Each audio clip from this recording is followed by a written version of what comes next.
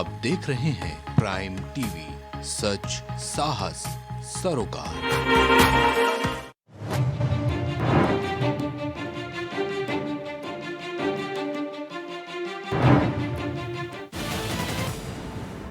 नमस्कार, मैं हूं मयूरी श्रीवास्तव। आप देख रहे हैं प्राइम टीवी। वक्त हो गया है खबर दोपहर का।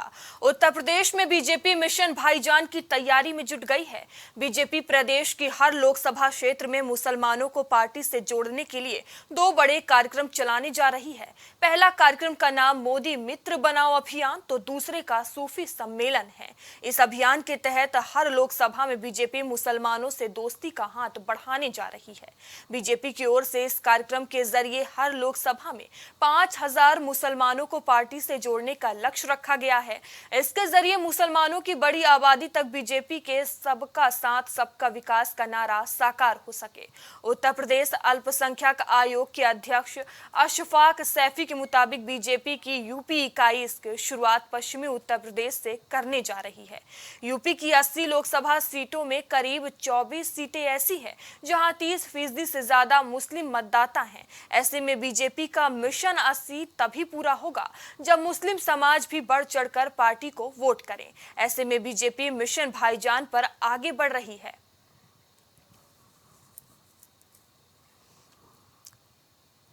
बता दें, उत्तर प्रदेश में बीजेपी मिशन भाईजान की तैयारी में एकदम से जुट चुकी है।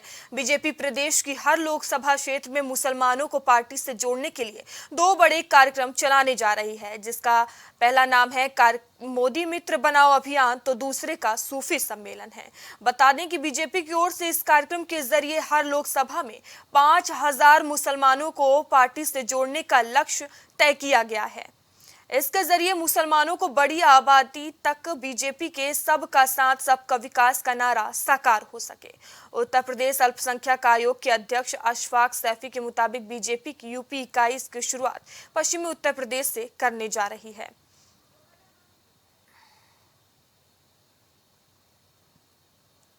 बता दें कि 2024 के चुनाव को देखते हुए भारतीय जनता पार्टी कोई भी कसर नहीं छोड़ना चाहती। जहां एक और भारतीय जनता पार्टी ने महा जनसंपर्क अभियान की शुरुआत की थी, तो वहीं एक बार फिर से वो दूसरे अभियान की शुरुआत करने जा रही है। और इसी विषय पर चर्चा करने के लिए हमारे साथ कुछ मेहमान भी जुड़ चुके हैं।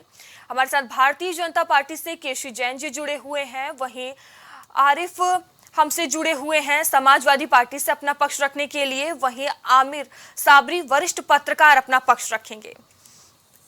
तो चर्चा की शुरुआत आरिफ जी मैं आपसे करना चाहूंगी। मुसलमानों को रिझाने के लिए बीजेपी ने कवायद तेज कर दी है। मुस्लिम वोट कोट वोर माने जाते हैं आपके, डर नहीं लग रहा आपको? मैं आभार व्यक्त करते हुए ये बात कहना चाहूंगा कि एक कहावत है कि हाथी के दांत खाने के और दिखाने के और होते। मैं ये पूछना चाहता हूँ कि इतना बड़ा परिवर्तन भारतीय जनता पार्टी और मोदी जी और योगी जी में कैसे आ गया? कहाँ से मुसलमान उनको याद आ गया? अभी पिछले दिनों एनआरसी सीएए को लेकर के जो प्रदर्शन हुए थे, उनके घरों पे बुलडोजर चलाने का काम किया गया। उनके पोस्टर बड़े बड़ी होर्डिंग लखनऊ में लगाए गए, या जो लोग भी अपनी समस्याओं को लेकर के सामने आए उन पर बुलडोजर चलाने का काम किया गया। नए मदरसों को ग्रांट न देने का फैसला विधानसभा में पास हो गया। नागरिकता विरोधी जो कानून है, क्या अब भारतीय जनता पार्टी उस पर बात नहीं करेगी? क्या लव जिहाद पर नफरत फैलाने का काम नहीं करेगी? क्या हिजाब की बात नहीं करेगी? इतना बड़ा परिवर्तन क्यों आ गया? मुझे तो ये लगता है कि कर्नाटक की प्रचंड हार में और भारतीय मजबूत लोकतंत्र में जो एकता और अखंडता का संदेश देता है, भारतीय जनता पार्टी को झुकाने पर मजबूर कर दिया है। आज ये अवसर आ गया है कि भारतीय जनता पार्टी को भी जो कदम नारा उन्होंने दिया था सबका साथ सबका विकास का, उस नारे को आत्मसात करने का वक्त आ गया है। इसके पीछे परिवर्तन की वजह क्या है, मैं ये जानना चाहता हूँ। मुझे समझ में नहीं आ रहा है कि आज ये प्रेम क्यों हो गया मुसलमानों से। ठीक है, केसी जैन जी, आप पसमानदा सम्मेलन कराते हैं, मुस्लिम वर्ग आपको वोट भी देता है, ये बात भी आप कहते हैं, पर विपक्ष लगातार आप पर मुस्लिम विरोधी होने का आरोप लगा रहा है। जैसे कि अभी आरिफ जी कह रहे हैं कि कैसे आपका प्रेम जाग गया मुसलमानों के प्रति। देखिए मयूरी जी, आरिफ साहब की और समाजवादी पार्टी है ये कहना पार्टी मुस्लिम विरोधी, ये चीजें नहीं कहेंगे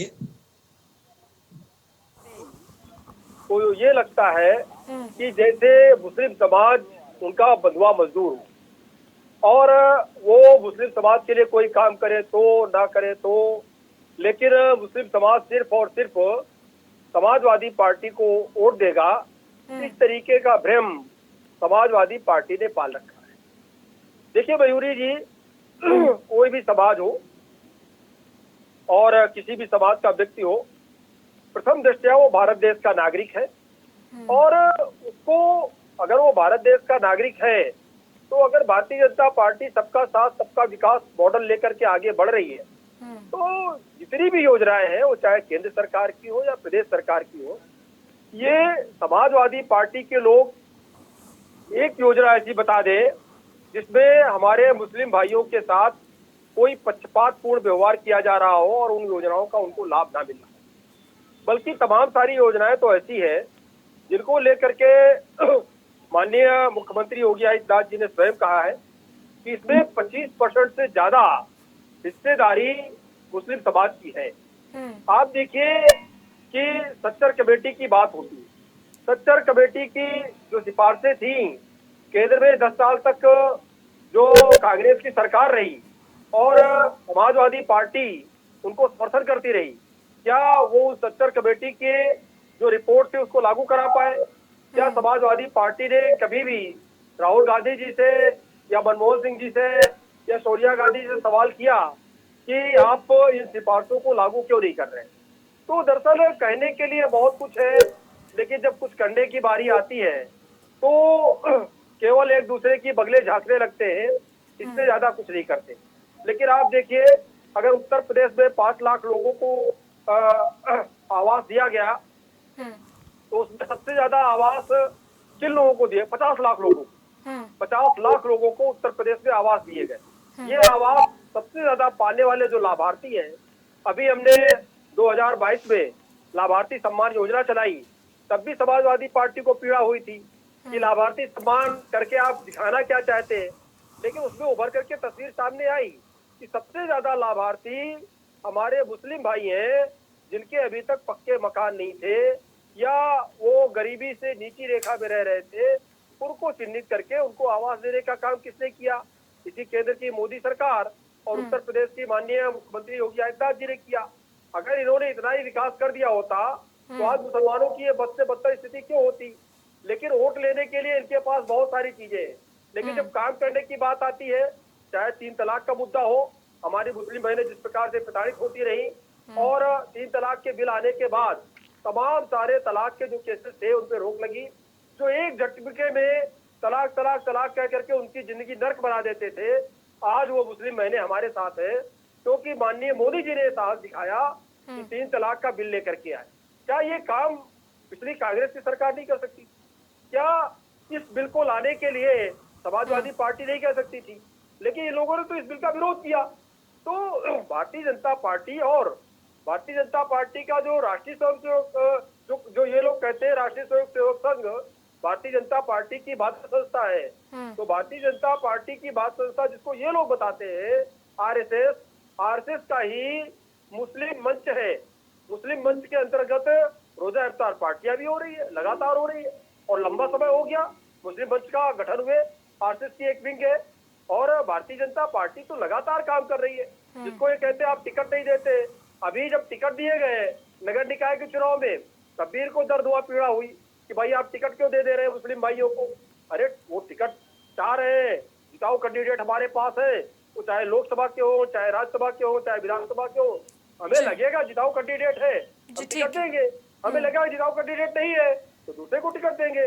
लेकिन फिर हम एमएलसी बना के उनको एडजस्ट करते हैं, उनको राज्य मंत्री बना के एडजस्ट करते हैं। आयोग और बोर्डों के अध्यक्ष बना करके उनको मैनेज करते हैं। तो ऐसा नहीं है। सम्मान लगातार भारतीय जनता पार्टी अपने मुस्लिम भाइयों बहनों का कर रही है, और ये लोग केवल और केवल एक वोट बैंक की दृष्टि से देखते हैं, लेकिन भारतीय जनता पार्टी एक समाज के रूप में देखती है और इस दृष्टि से देखती है मुस्लिम भाइयों बहनों को जो हमारे देश के नागरिक हैं। और जो लव जिहाद की बात कही, देखिए जो गलत काम है, और जो बुलडोजर की बात कही, और देखिए जो गलत काम है, जो गलत काम करेगा उसको तो कानूनन सजा मिलेगी, चाहे हिंदू हो, मुस्लिम हो, ठाकुर हो, ब्राह्मण हो, क्षत्रिय हो। तो इस तरीके से वर्गों में आप अपराधी को नहीं बांट सकते। अपराधी अपराधी होता है। अगर कोई 376 का मुलजिम है, कोई 302 का मुलजिम है, हत्या और रेप का कोई मुलजिम है, तो मुलजिम अपराधी है, उसको न्यायालय सजा देता है और उस पर कार्रवाई होती है। तो न्यायालय के समक्ष तो सभी लोग बराबर है, संविधान के समक्ष सभी लोग बराबर है। हो सकता है आप जो बात कह रहे हो भारतीय जनता पार्टी आपके ऊपर आप आरोप लगा सकते हैं, लेकिन न्यायालय के ऊपर तो आरोप नहीं लगा सकते हैं ना। ठीक है। तो जो क्रियाएं हो रही, जो काम हो रहे हैं, न्यायालय के समक्ष और न्यायिक प्रक्रिया के अंतर्गत हो रहे हैं। तो आरोप लगा करके आप जो वोट बैंक साध रहे हैं, अब ये वोट बैंक आप नहीं साध पाएंगे, क्योंकि मुस्लिम समाज भी जागरूक हो गया है। मुस्लिम समाज को इन लोगों ने बहुत दिनों तक बेवकूफ बनाया कि हम आपके हितैषी, हम आपके हितैषी, लेकिन आज मुस्लिम समाज आकलन कर रहा है कि अगर हमारे इतने हितैषी कांग्रेस और समाजवादी पार्टी जैसे लोग हैं, हमारा भला क्यों नहीं हुआ? आज बद से बदतर स्थिति क्यों है? लंबे समय तक समाजवादी। ठीक है, आरिफ जी से इसका जवाब मैं लूंगी, उससे पहले हमारे साथ आमिर जी जुड़े हुए हैं। आमिर जी, पत्रकारिता की आप एक अच्छी पकड़ रखते हैं, आपकी क्या राय है बीजेपी के इस अभियान को लेकर? क्या मुस्लिम वर्ग का जनाधार बीजेपी को जाएगा? बहुत शुक्रिया मयूर जी कि आपने चर्चा में शामिल किया। देखिए, जनाधार जाएगा नहीं जाएगा वो तो बात की बात है, लेकिन मुझे भी नहीं लगता है कि ईमानदारी से भारतीय जनता पार्टी इसके लिए प्रयासरत है। देखिए, एक बात तो बिल्कुल क्लियर सी है कि ये सेकुलर बनाम जो दल हिंदुस्तान में हमारे हैं कि इन्होंने मुसलमानों को छला बहुत है, ठगा बहुत है, इसमें कोई दो राय नहीं। तो मुसलमान भी अगर चाहता और भारतीय जनता पार्टी वाले भी अगर चाहते, भाजपा चाहती, तो मुसलमान को अच्छी तरह जोड़ सकती थी। लेकिन मसला ये कि ये एक दायरा है, उसके आगे ये निकल ही नहीं पा रहे हैं। और यही वजह है बीच बीच में ये मैसेज देते रहते हैं कि हमारी हिंदूवादी पार्टी है और हमें किसी का वोट भी नहीं चाहिए। हालांकि इनके बड़े नेता इस बात के लिए कहते रहे बराबर, लोकसभा में भी कहा कि मुझे 9% वोट मिला, 11% वोट मिला, फिर विधानसभा में भी कहा मुझे 13% वोट मिला। इसके बावजूद भी ये वो एक मैसेज बीच छोड़ते रहते हैं कि हमारा मुस्लिमों का वोट मुझे नहीं चाहिए और मुझे एक वर्ग वोट नहीं देता है। इस तरीके की तमाम बातें रही, लेकिन केसी जैन को मैं साधुवाद देता हूँ। एक बात इन्होंने बड़ी अच्छी कही, बल्कि दो बातें इन्होंने अच्छी कही हैं। एक तो इन्होंने ये कहा कि सच्चर कमेटी, चलिए बहुत अच्छी बात है, मैं स्वागत करता हूं आपका कि कांग्रेस ने जो धोखा दिया मुसलमानों को, सच्चर कमेटी की सिफारिशात लागू नहीं की। मैं आपसे निवेदन करता हूं कि आप अपने प्रधानमंत्री से कहिए ताकि वो सच्चर कमेटी की सिफारिशात लागू कर दे, ना पूरी सही 100%, 10% लागू कर दे, ताकि मुसलमानों में समय रहते एक मैसेज चला जाए कि आप मुस्लिम विरोधी नहीं है। आपके ऊपर जो छाप लगी है मुस्लिम विरोधी की भारतीय जनता पार्टी पे, कम से कम वो साफ हो जाए। वो धुंध जमी हुई है मुस्लिम विरोधी की, वो साफ होनी चाहिए। उसके लिए आपको कुछ तो करना पड़ेगा। और जहां तक 3 तलाक का भी आपने एक जिक्र और किया था कि 3 तलाक का, तो 3 तलाक भी एक बड़ा छलावा था। जिस तरीके से सेकुलर पार्टियां मुसलमानों को छलावा करती है, इस तरीके से आपने 3 तलाक के ऊपर भी एक छलावा किया। तलाक का आपसे कोई वास्ता नहीं हो, तलाक का मुस्लिम समुदाय में कोई कॉन्सेप्ट ही नहीं है 3 तलाक का एक नशिस्त में। लेकिन बहरहाल आपने एक कानून बनाया 3 तलाक का। कुछ लोग इसको 3 तलाक को एक नशिस्त में, यानी कि एक समय में तलाक तलाक तलाक, राज बब्बर वाली तलाक कह दिया करते थे जो निकाह फिल्म में थी, उस तलाक के ही वो पीछे पड़ गए थे। चलिए आपने कानून बना दिया, मैं साधुवाद देता हूं आपको, आपकी सरकार को, आपकी पार्टी को। लेकिन तलाक का आपसे कोई मतलब नहीं था। लेकिन ये मैसेज आपने हिंदुओं में दिया था कि मैं देखिए मुसलमानों पे परेशान कर रहा हूं, और या बिल्कुल हिंदी शुद्ध भाषा में कह दूं कि मुसलमानों पे लाठी कर रहा हूं। कुल मिला के सच बात यह है, आपका तलाक से कोई बात नहीं था। तलाक को लेकर के आपने जितनी उधड़ता काटनी थी काट ली। लेकिन सच्चर कमेटी का जो आपने जिक्र किया है, क्या नाम, केसी जैन साहब, मैं आपको बल्कि आपसे निवेदन करता हूं, गुजारिश करता हूं कि आप अपनी पार्टी के नेताओं से, प्रधानमंत्री से, मुख्यमंत्री से मानिए कि इस सच्चर कमेटी की 100% ना सही, मात्र 10% सिफारिशात लागू करा दिए। सबसे पहले मैं भाजपा ज्वाइन कर लूंगा, छोड़ दीजिए, मैं पत्रकार तो कर ही रहा हूं, लेकिन भाजपा ज्वाइन कर लूंगा और आपके लिए काम करूंगा। केसी जैन जी कुछ कह रहे हैं, अपनी बात रखिए। देखिए मयूरी जी, आदिल साहब यहाँ 2 बातें कह रहे हैं एक साथ, और 2 में से एक बात सही हो सकती, दोनों बातें सही नहीं हो सकती। एक तरफ आमिर साहब ने कहा कि 3 तलाक जैसा कोई प्रावधान है ही नहीं मुस्लिम कल्चर में।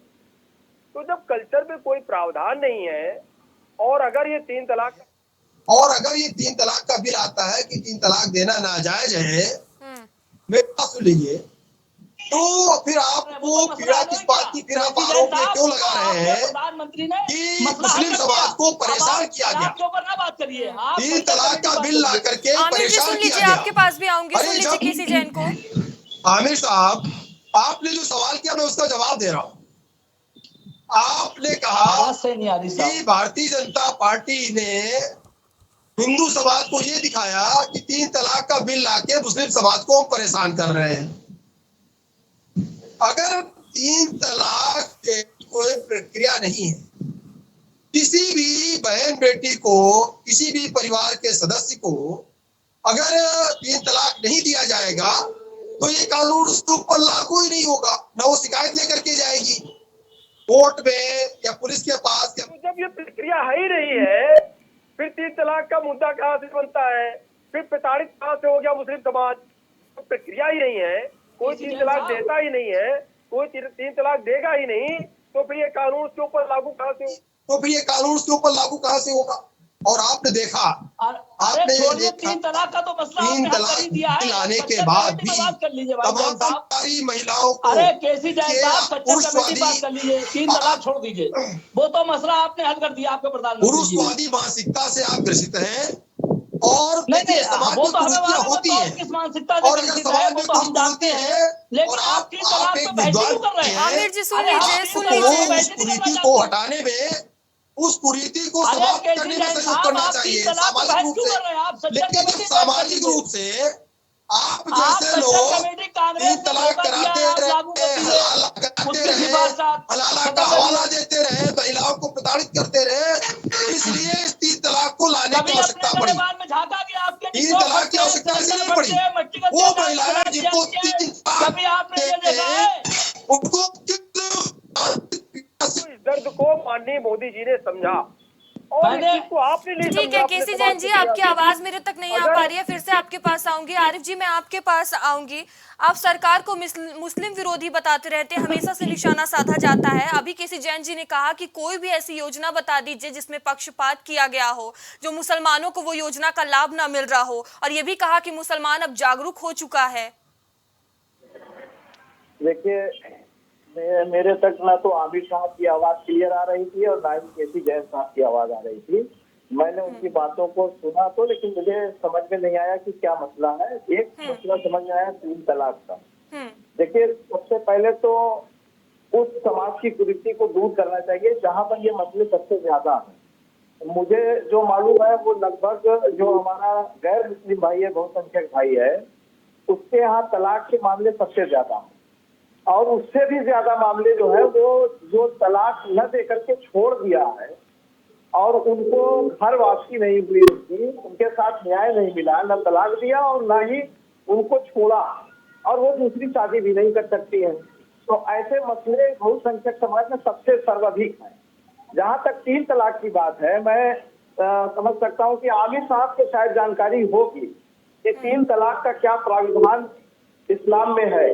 जैन साहब को 3 तलाक का प्राविधान भी नहीं मालूम होगा। मैं गारंटी से कहता हूँ कि 3 तलाक का क्या प्राविधान है, उसकी वास्तविकता क्या है, लेकिन वो 3 तलाक पर बहस कर रहे हैं। 3 तलाक एक ऐसा कानून था हिंदुस्तान के अंदर जिससे क्या मुसलमानों की सामाजिक वो पोजीशन बढ़ गई, आर्थिक पोजीशन बढ़ गई, शैक्षिक पोजीशन बढ़ गई, स्वीकारता उनकी बढ़ गई। ऐसा क्या था उसके अंदर? ठीक है, केसी जैन से पूछ लेते हैं, उनको 3 तलाक का प्रावधान पता है या नहीं। केसी जैन जी जवाब दे दीजिए। सुन लीजिए, पहले मेरी जवाब ले लेते हैं, आऊंगी आपके पास, फिर आऊंगी। केसी जैन जी से जवाब ले लेते हैं। मोदी जी इनका सवाल दोहरा दीजिए आप। केसी जैन जी, उन्होंने कहा कि 3 तलाक का प्रावधान ही आपको नहीं पता है। नहीं, और उसके बाद में क्या कहा उन्होंने? उसी का उन्होंने आपसे जवाब पूछा है कि आपको पता नहीं है 3 तलाक का प्रावधान क्या है। हाँ, बता दें कि इस्लाम में 3 तलाक कैसे होता है, ये बता दें। इस्लाम में 3 तलाक कैसे होता है, उन्होंने आपसे सवाल किया है। देखिए, मैं वही बता रहा हूँ। देखिए, हमारे तमाम सारे मुस्लिम स्कॉलर मित्र हैं और तमाम सारी जब 3 तलाक का विषय आया, तमाम सारी चर्चाओं में हमने भाग लिया और शायद इनको नहीं पता होगा, लेकिन कई सारे मुस्लिम विद्वान के साथ डिबेट के बाद में भी हमने चर्चा की और उस चीज को तमाम सारे मुस्लिम स्कॉलर ने स्वीकार किया कि 3 तलाक गलत है और इस्लाम के अनुसार भी ये जायज नहीं, लेकिन फिर भी लोग 3 तलाक देते हैं। तो जो ये रोक लगी 3 तलाक पे, उसी 3 तलाक पे रोक लगी जो इस्लाम जिसकी इजाजत नहीं देता। जब इस्लाम इजाजत नहीं देता तो आपके मुस्लिम स्कॉलर, आपके मुल्ला मौलवी क्यों 3 तलाक को जायज बता देते हैं कि नहीं अब 3 तलाक हो गया तो तलाक हो गया। और अगर पत्नी वापस अपने पति के साथ रहना चाहे, अब पता चल रहा है सब्जी में नमक कम है 3 तलाक हो गया, देर से दरवाजा खोला 3 तलाक हो गया, गर्म खाना के बजाय ठंडा खाना दे दिया 3 तलाक हो गया, तलाक तलाक तलाक। और उसके बाद में उसको गलती का एहसास भी हुआ पति को, फिर क्या होता है कि नहीं अब शरीयत के अनुसार मौलाना साहब आदेश करते हैं कि नहीं इद्दत काल तक इसको अब हलाला में रहना पड़ेगा, अलग रहना पड़ेगा और हलाला कराना पड़ेगा, यानी दूसरे से शादी करनी पड़ेगी, निकाह करना पड़ेगा और उसके साथ हम बिस्तर होना पड़ेगा, उसके बाद में वो तलाक देगा, फिर क्या मुद्दा था यहाँ पर? अरे मुद्दे पे बात करिए ना। आपने सच्चर कमेटी की बात करी, हम कह रहे हैं सच्चर कमेटी सिफारिश स्वीकार करिए। अगर नहीं अरे भाई मुसलमानों को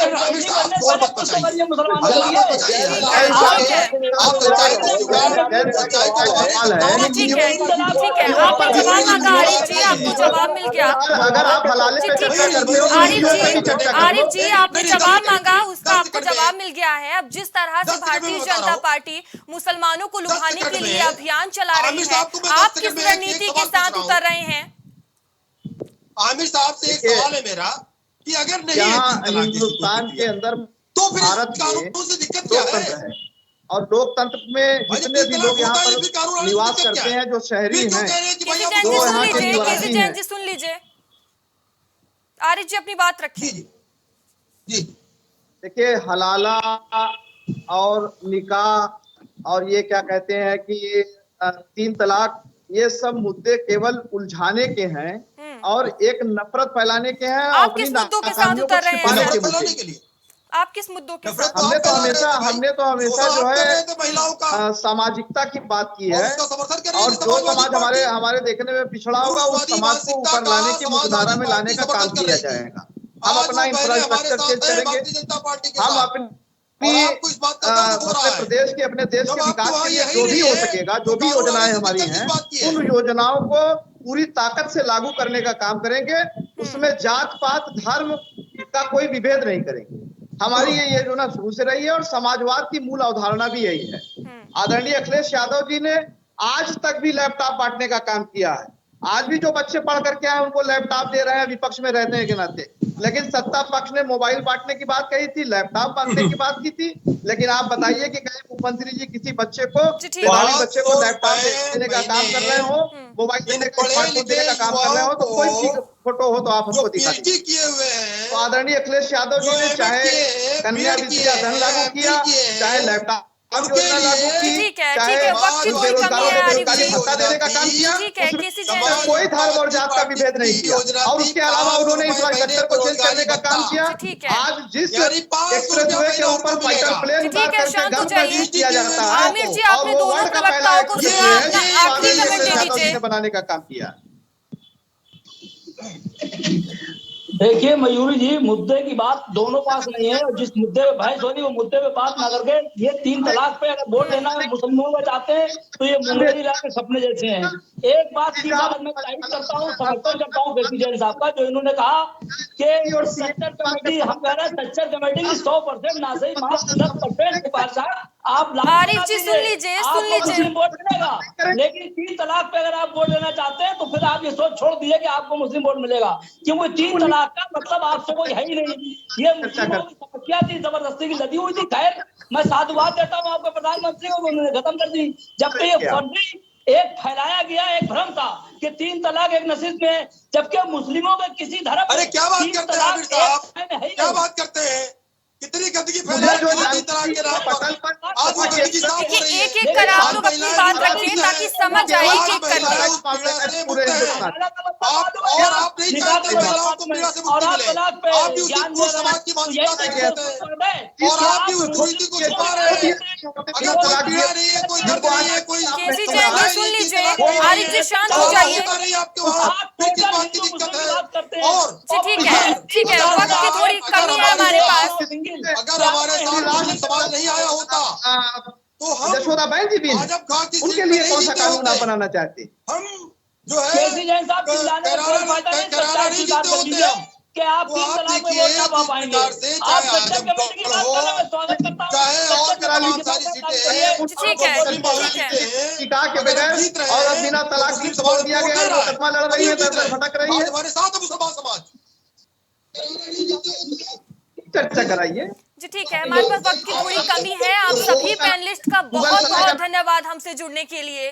तो 2024 के चुनाव को देखते हुए सभी पार्टियां एक्शन मोड में नजर आ रही हैं। 80 सीटों के लिए कोई भी पार्टी कोई भी कसर नहीं छोड़ना चाहती। वहीं भारतीय जनता पार्टी की बात करें तो भारतीय जनता पार्टी मुसलमानों को लुभाने के लिए नए अभियान की शुरुआत करने जा रही है। बीजेपी ने मिशन भाईजान की शुरुआत करने का ऐलान किया है। बता दें, मुसलमानों को रिझाने के लिए बीजेपी की ये नई रणनीति सामने आ रही है। 2024 के चुनाव को देखते हुए सभी पार्टियां तैयारी में जुट गई हैं।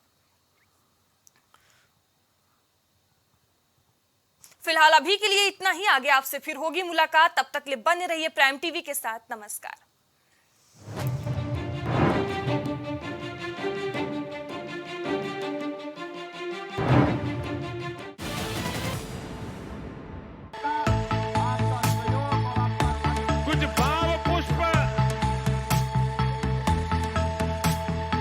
आप देख रहे हैं प्राइम टीवी, सच साहस सरोकार।